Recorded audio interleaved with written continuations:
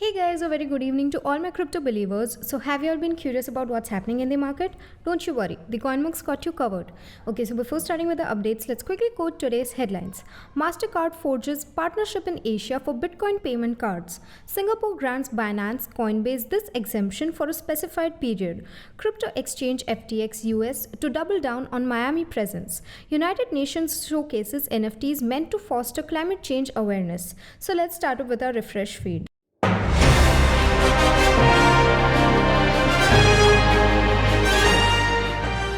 It was found that MasterCard has forged a partnership with Asian crypto exchanges to bring for its customers some better way of crypto exchanges. Imagine paying with crypto with your normal credit card. Can't relate yet. Let's have a look.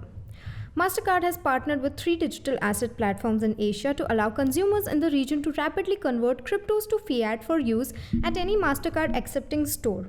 MasterCard, the global payment solutions provider, announced its crypto card program cooperation with Amber Group in Hong Kong, BitCub in Thailand, and CoinJar in Australia in a press statement.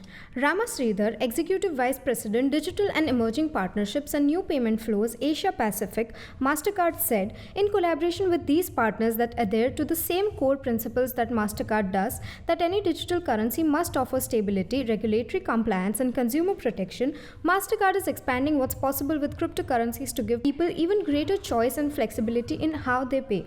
According to a MasterCard survey, 45% of consumers in the region are considering utilizing cryptocurrencies in the upcoming year, which is higher than the global average of 40%. The crypto card program aims to make it easier for crypto companies to bring secure and compliant payment cards to market, addressing consumers' demand for digital currency transactions. The crypto bull cycle has sparked an increase in interest in cryptocurrencies across Asia. Two major elements drive consumer demands. Consumers require two things. First, a payment gateway that converts their cryptos to fiat automatically, and second, a cashless payment solution. It's a good time to launch cryptocurrency linked credit, debit, and prepaid cards. In many jurisdictions, the service of providing crypto exchange and custodial services is regulated. As a result, in order to efficiently provide such services, MasterCard must work with regulated businesses to ensure the safety of its customers. Payment solution providers are taking proactive measures to adapt to shifting consumer habits. Some customers think of crypto assets as a way to protect themselves from inflation. However, the difficulty of manually converting crypto assets to fiat becomes a practical hurdle for many people, preventing them from maintaining their money in crypto assets. Payment solution providers can overcome this problem by launching initiatives like MasterCard's crypto card program. Moving forward, the MAS has granted Binance and Coinbase a few exemptions, but they still haven't been properly licensed yet. I wonder what Singaporean authorities are up to. What's next? Any guesses? I myself am confused, so let's have a look. Earlier, it was revealed by MAS that Coinbase and Binance are among the 70 crypto firms awaiting licensing. A list of 70 platforms that have applied to provide digital asset services in Singapore has been provided by the Monetary Authority of Singapore. Coinbase Global Inc.'s Singapore arm and Binance Holdings are among the notable applicants. Apart from Binance Asia and Coinbase Singapore, Upbit Singapore, OKCoin, Ripple Labs Singapore, Gemini Trust Company, and Bitstamp are among the major brands that have registered for digital payment token service. According to the notice, please note that these entities are not licensed under the PS Act to provide the specific payment services, but are allowed to continue to provide the specific payment services. Entities that have been given an exemption from holding a license under the Payment Services Act were listed on the list. It does, however, state that the exemption is only valid for a limited time, after which a license will be required. According to Bloomberg, 30 of the 170 individuals who had previously applied had pulled out of the process.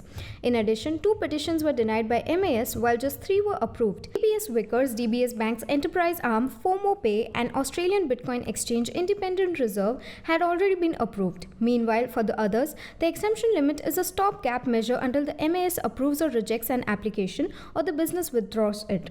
In a recent interview with Bloomberg, Ravi Menon, managing director of the Monetary Authority of Singapore, stated that the country aims to win the crypto race. In addition, unlike in other jurisdictions, the MAS director has stated that the agency will not impose any restrictions or bans on cryptocurrency. Instead, the country is attempting to gain a competitive advantage in the area. In the context of the applications, MAS's Menon had stated, "We don't need 160 of them to set up their shops here. Half of them can do so, but with very high standards that I think is a better outcome." Moving forward with our next segment, it was recently found that the United Nations have been showcasing some NFTs in order to promote climate change awareness. Affecting the climate being few of the only limits of crypto mining, the UN is actually trying to encourage people for the sustainable energies. Let's have a look. Through its UN Habitat program, the United Nations collaborated with Unique Network, Exquisite Workers, and IAAI Glocha to use NFTs to raise awareness about the global climate catastrophe through a project called Digital Art for Climate. The UN displayed the results of the NFT art during the United Nations Climate Change Conference, or COP26, in Glasgow, Scotland, with Philippine digital artist Brix Martelo Dumas taking first place. Unique Network CEO Alexander Mitrovic praised the decision, saying, "We believe that the future of human expression will be through NFTs, and we are dedicated to showing the world how it can unite our disparate communities in the fight to save our planet." He went on to say that the Digital Art for Climate initiative exemplified the open data and distributed ledger technology ethos in taking cooperative climate action. Because NFTs are based on the blockchain, they have intrinsic value due to their restricted quantity. The NFT industry continues to take the globe by storm, with secondary sales exceeding $10 billion lately. The United Nations hopes that the program will enable activists, designers, and artists to produce digital art that will motivate people around the world to take action to address the climate catastrophe. As a result, they are able to monetize their work in novel ways. Blockchain technology has always proven instrumental in addressing the environment catastrophe. For example, Acciona, a renowned Spanish renewable energy firm, partnered with Climate Blockchain Initiatives, a Valencia-based startup, to increase the selling of carbon offsets through the latter's blockchain-powered trading platform. Carbon offsets help to mitigate climate change by requiring compensation for reducing carbon dioxide or other greenhouse gas emissions. In addition, in 2020, the World Economic Forum launched a unique proof of concept employing distributed ledger technology to measure greenhouse gas emissions across the value chain. So moving forward with our last segment for today, we know about how Miami has been offering its citizen the BTC along with some special specs. So crypto exchange FTX US has played a master stroke. Keeping in mind that Miami's citizens will increase the use of BTC now, they have doubled their services. Let's take a deeper dive into this. The rapidly expanding crypto exchange is aiming to hire more people in Miami, where it already owns the name rights to the Miami Heat's home stadium. The crypto exchange FTX US is growing its business in Miami, Florida, where it already has a strong presence. According to a recent Bloomberg interview with FTX US's Vice President of Business Development, Avinash Dabir, the firm is establishing permanent office space for 16 to 18 employees in Miami's financial sector. Dabir also believes there is a big possibility of crypto and real estate, though it is still in early phases. He apparently envisions a future in which property titles are NFTs and escrow accounts are managed by smart contracts. I can't think of a more appropriate location for that. Outside of crypto, it seems like everyone I talk to is in real estate, he told Bloomberg. He also mentioned that the company's existing Miami-related agreements, such as one with Property Markets Group, will aid in the establishment and facilitation of cryptocurrency-based estate transactions. This is the latest development in FTX's efforts to make Miami a crypto-friendly metropolis.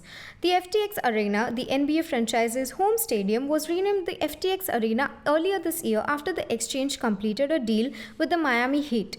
The contract, which has been in effect for 19 years, is part of FTX's aggressive marketing campaign. We've discovered that when people are wanting to come into crypto for the first time, they haven't heard of FTX, the CEO stated. We've been around for 2.5 years, he went on to say. That's a lot less than some of the other big brands in the crypto exchange sector. So we would now wind up with the assessment for today evening and meet you all tomorrow with even more interesting stuff. Until then, you may consider joining our Telegram channel for free crypto signals. Visit our blog linked below for guides, reviews and tutorials, and subscribe to the channel and get daily updates about the crypto market. Lastly, with this little favor of CoinMonks, we hope you stay updated. Thanks for watching and have a nice day ahead.